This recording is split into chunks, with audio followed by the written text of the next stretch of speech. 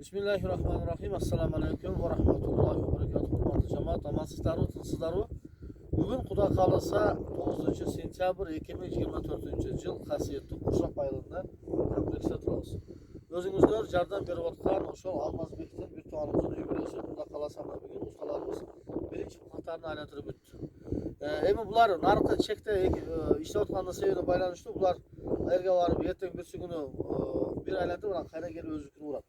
Bütünler o ortada toplanan akçadan bugün bunlara bağ başı kılıp 50 bin som akça verilip atar. Kuda kalasa usul 136 bin som bağlaş kalmaz. Usul bütün göçeyin kalan akçalarda siz böyle toplam verip koysak öte jakşı olur inşallah. Kuda kalasa kançalardan yardım verir otaslar.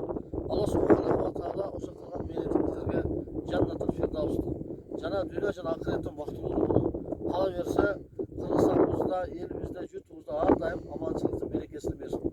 Ушундай болуп биримдикте ар дайым мүмкүнчүлүгү чектелген бир туугандарга, муктаждарга канчалаган мамлекетибизде үйү жок бир туугандарыбыз болсо колдон келиши жардам берип турган болсо Алла Таала дагы бизге ыраазы болот. Келиңиздер, бул бир тууганыбыздын калган иштерин дагы бүтүрүп калган жардам берелик да. Андай эмесе ошо мына азыр 50 миң сом акча ушу усталарга берилет да. Бул ошол үйдүн ээси Алмазбек, себеби biz bu videoda alıp koyduğumuz sebebi bizge atçot. Anan sizlerge ошол берип аткан 1 сом 2 сом акчаңыздардын натыйжасы ушул болуп атат бир тууган. Себеби кээ бир адамдар бул акча топтолуп атат, кайкара кетип атат деген жаман ойго барбастык үчүн ушундай белгилендерди ошол силерге ушул эл катары чыгарып койдук. Алла субханаху ва таала ар дайым жакшы иштер